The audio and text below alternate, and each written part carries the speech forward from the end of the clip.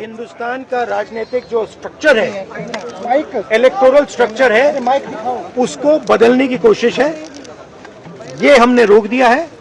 और मैं अभी कह रहा हूं, प्रधानमंत्री से कह रहा हूं, अगर आप महिला बिल चाहते हैं 2023 का महिला बिल निकालिए, उसका इम्प्लीमेंटेशन आज से करिए और पूरा का पूरा ऑपोजिशन 100% आपको समर्थन देगा और महिला बिल हम ইমিডিয়েট ইমপ্লিমেন্টেশন করা দেবে। ভারতবর্ষের গণতন্ত্রের জয় এবং এইভাবে পিছনের দরজা দিয়ে যে ভাগাভাগি করার চেষ্টা চলছিল দেশটাকে, আমার নেত্রী মমতা বন্দ্যোপাধ্যায় ইতিমধ্যে বলেছেন, সেই প্রচেষ্টা ব্যর্থ হয়েছে।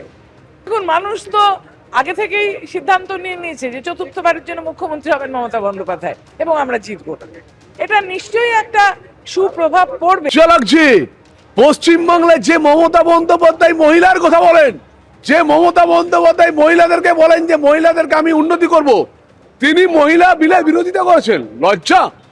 একজন মহিলা মুখ্যমন্ত্রী হয়ে তার সাংসদেরা মহিলা বিলের বিরোধিতা, ছি, লজ্জা লাগছে। লোকসভায় মহিলা সংরক্ষণ বিল পাশ করতে পারল না কেন্দ্র। মহিলা সংরক্ষণ বিলের পক্ষে ভোট পড়ল 298, মহিলা সংরক্ষণ বিলের বিপক্ষে ভোট পড়ল 230। প্রথম রাউন্ডে ভোট দিলেন 528 জন সাংসদ। 2/3 ভোট অর্থাৎ 352টি ভোট না পাওয়ায় পাশ হলো না সংবিধান সংশোধনী বিল। বিজেন্দ্র সিংহ আমাদের প্রতিনিধি আমাদের সঙ্গে রয়েছে। বিজেন্দ্র,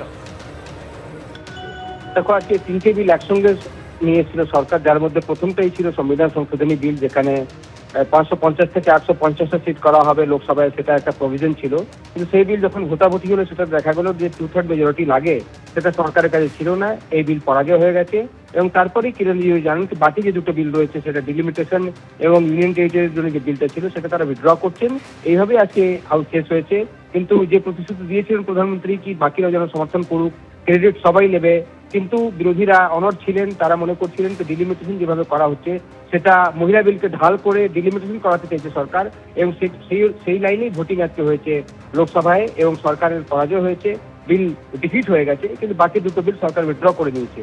এখন আজকে যখন বিল ডিফিট হয়ে গেল, তারপরে একদিকে যেখানে বিরোধীরা বলছেন যে তাদের জয় হয়েছে, সরকার যেটা চাইছিল ব্যাকডোর থেকে করতে ডিলিমিটেশন, সেটা সফল হয়নি।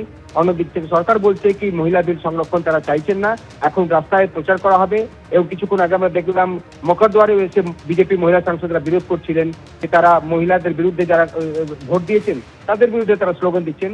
কিন্তু যেই মহিলারা বিরোধী পক্ষে রয়েছেন তারা বলছিলেন সেটা সঠিক সিদ্ধান্ত, ডিলিমিটেশন ঘুরিয়ে নিয়ে আসছিল সরকার, তাই তারা তার বিরুদ্ধে ভোট দিয়েছেন এবং তারা খুশি আজকে যা ফল হয়েছে।